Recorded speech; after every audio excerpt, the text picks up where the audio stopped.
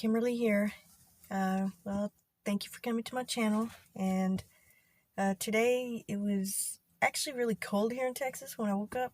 I think it got down in maybe the low 50s, or it was definitely like in the 60s when I woke up. I was early this morning, and it was cold, a little like overcast, foggy, and it had rained. We had a horrible electrical storm last night. I mean, the lightning was so bright and it was a little scary. I'm not really scared of thunder and lightning. I love it when it rains and thunders. I love to sleep in thunderstorms. That's why I've slept through a couple of tornadoes, because I wasn't paying attention. And usually there's no lightning or thunder in a tornado, but it can happen before. And I have to be careful when there's thunder and lightning. You have to check and make sure there's no tornadoes, because I have a bad habit of, I can just sleep right through them. But the lightning, I get scared when I go out. And I also have metal doors, the security doors. And one time the lightning was really, really, there was a lot of lightning in this one storm. And I could kind of feel it kind of through the air. And I was closing the door, and I felt like a buzz on my hand. The lightning didn't strike, but you could feel the electricity in the air. And so I kind of stay away from the doors when it's lightning, because I'm afraid I'll get shocked by it. But anyway, we had some weird weather here. I mean, there's days when last week it was like 95 degrees, and today it's like, I think it may be in the high 60s right now, which is going to get warmer. But I mean, I was actually cold. I had my shorts on, but I still have them on, but I had to put a hoodie on, because it was a little bit chilly. But I like weather like that. I love cool weather like that. That's my favorite weather. I don't care for the heat. And we have plenty of it here. Okay, this podcast, why do I keep saying podcast? I think I have it on my mind, because I was writing on my story this morning, and I'm a little cross-eyed from that. So I have a list of like common sayings or quotes that I'm going to talk about, and some may be some are, I guess, I don't think they're really inspirational or motivational, but they're just kind of common ones. And I'm going to go over them. I'm going to repeat it, and then I'm going to kind of give an explanation or a description of what it means. Because even people that I've worked with, that I've been around, that I've known, sometimes they didn't understand a lot of these little quotes and what they really meant. And I just took it for granted that people could understand them and knew exactly what they meant. But sometimes there's a little bit of thought into them that you have to think about. So that's why I decided to do this list. And I'll probably make this into a 2-part list. I'm going to do one list today, and then I'll post another one tomorrow, another video of these kind of sayings. And these ones for today are pretty common. I think most people have heard most of all these. They may not understand them all, but I'm going to kind of just give a little description of what they mean, or kind of what they're about. Okay, the first one is, don't mistake my kindness for weakness. And that's kind of a thing you say to somebody that they may be taking advantage of your kindness, and they may be kind of, taking more and not being grateful or appreciative of what you are doing for them, and maybe thinking that they can manipulate you into something else. It's kind of like a way of telling somebody, check yourself. I'm not weak, but I am a decent person, and I'm trying to help you or give you some kind of advice or something like that. And the second one is, never underestimate your opponent, which is a little bit like the first one, but it means you never really know what people are up to. You don't know what's up their sleeve. You don't know what their game is. You really can't size people up perfectly. You may know people, but especially if it's your opponent, don't get too arrogant, and don't rely on exactly that. You just don't know. You don't know what some people are up to. And number 3, this is one of my favorite ones of all. This is kind of something that I go by, and it's never judge a book by its cover. And it's exactly what it says. You can't judge somebody by their appearance, or what kind of car they drive, or what their shoes look like. And it's kind of like if you see somebody with a big ratty hairy beard and cracked old leather jacket, and maybe they're getting on a motorcycle, you may judge them as being maybe like a lowlife or something. Or you really don't know, because you don't know that person. You don't know their morals or their ethics or the way they think.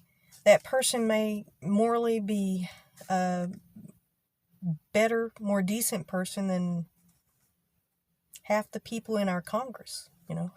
They may wear suits, but don't let somebody's physical appearance or their style of clothing, don't judge them on that. And that's kind of like saying, it kind of ties in with something from the Bible. Judge not lest you be judged. I think that's it.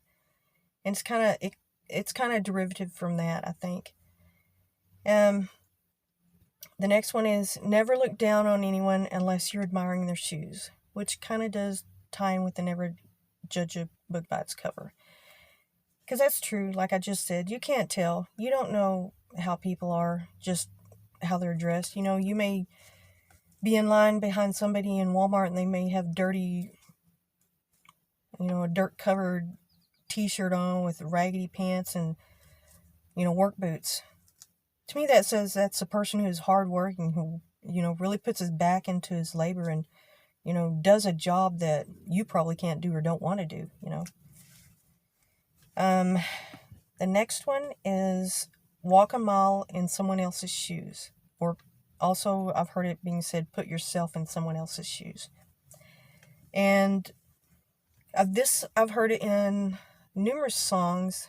I can't remember them off the top of my head, but I know it's been in a lot of songs, and I've seen it in writings and books. It's very, very common. And that just means, you just don't know what somebody else's trials and tribulations in their life have been. You really don't know what people have been through. You don't know the experiences they've had, good or bad. And you don't know their full life and journey, how their life has been and the journey that they've had getting to their destination, and they may not be done with their life. You do have people who are kind of fermented, the way I like to say it, and they're going to be in that lifestyle to the day they die. But there are people who may be going through something that you just don't know, unless you know them personally and you really know what's happening.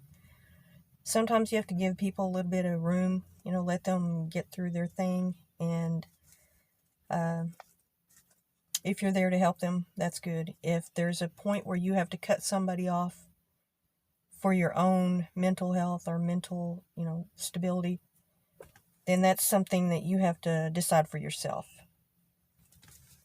And the next one is standing or walking on thin ice. And that's kind of like a warning, for you to be careful. You don't know what you're talking about, or, this is you might be in a precarious position, yourself, what you're doing. So be very careful is kind of pretty much what it means. And the next one is people who live in glass houses shouldn't throw stones. And that's pretty much saying, if you're doing the same thing as somebody else, you can't really criticize them. You can't be a hypocrite. Being that you would throw a stone at somebody, yet you live in a glass house. That's the kind of the parable of it is, you're doing the same thing, or you live in a way that, how can you criticize somebody else? And this is one that, actually, I don't know if this is like a common saying or quote, but I've heard it. I think I heard it on a TV show or something. I remember it from like a couple of decades ago. I don't really remember. But it was something that I've said many times to other people. And it's, do you really want to pull at that thread? And I don't know where that came from. I don't know if it was in a book or writing or another movie. But I did see it on TV one time on some TV show. And I just thought it was hilarious. And I thought, that is such a good thing, such a good observation of a situation, if somebody's going to do something kind of like, it kind of actually ties into the one I just talked about before, living in a glass house, if you really don't know, it may be a situation that may backfire on you if you don't know all of the information. Do you really want to pull at that thread? It may collapse everything, and come back to, hit you in the face. So, and this next one, well, actually this one, it kind of, it was something that I said to somebody, and it kind of goes back to the never judge a book, or judge not lest you be judged, quote from the Bible. There was a situation at work one time where this lady was, she was criticizing a lesbian worker that just started working there. And this lady was not the best, did not have the best character, was not the best morally or ethically type of person. She was very rude, mean, and harsh. And she's very judgmental of people. She would go out and get drunk and talk about it and talk about all the parties and everything, but yet she went to church every Sunday, So I was like, that I kind of don't get. It's kind of like you're splitting your morals up into two different things, or two compartments. But she was really getting into this lady about her lifestyle, which was none of her business, and kind of brought it out in the open. She was constantly questioning when this young person started working there. She had a buzz cut and didn't wear makeup, kind of wore had a masculine type of appearance or clothing, however you want to say it. She had her own style of dressing, and I was cool with her. I had no issue with her whatsoever, and she was she seemed like a very nice, good person to me. And to me, I thought she was a better person than the other lady. And this lady just on and on tried to find out if this person was gay. And finally, I don't know how, I don't know if she outright asked her, I don't know how it came about, but she started like chastising her and telling her, things from the Bible about what a sinner she was. And this went on for a long time. And one day I said to her, "How dare you cast the first stone, you sinner?" I just yelled at her. And she just was perplexed. She had this perplexed look on her face, like confused, like she's trying to compute what I said, and how did it relate to her, I was like, you drink and you come in telling us all these stories and all the things that you did when you were young and all these things. And she was older than me. She was probably about a good 15 or 20 years older than me. I was like, and you want to criticize her? And you're talking about she had some wild party, or her and her husband, or they got drunk or something the night before, and all these, she was telling everybody the whole story.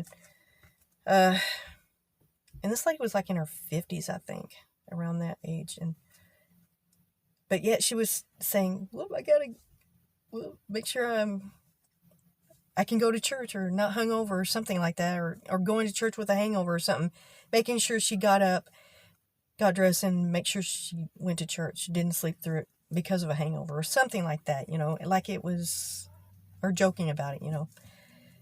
And it just kind of, I mean, she just didn't know what to think, and she just looked around at all the other ladies like as if they were going to defend her. It was just, I can remember that moment, and she kind of left that other lady alone after saying that to her. And this is one, it's not really a common saying or a quote, but it's something that I say to myself, and I'm going to repeat it. I wrote it down here so I can say it right. Please fit, please, please. That's what I say every time I walk into a shoe store, because I'm a shoe freak and a boot freak. So that's my own saying. Okay, I'll be back tomorrow with another video about common sayings, or maybe some maybe not so common. I'm just looking and finding ones, and ones that I can remember that I really like. Okay, I'll be back tomorrow. Thank you.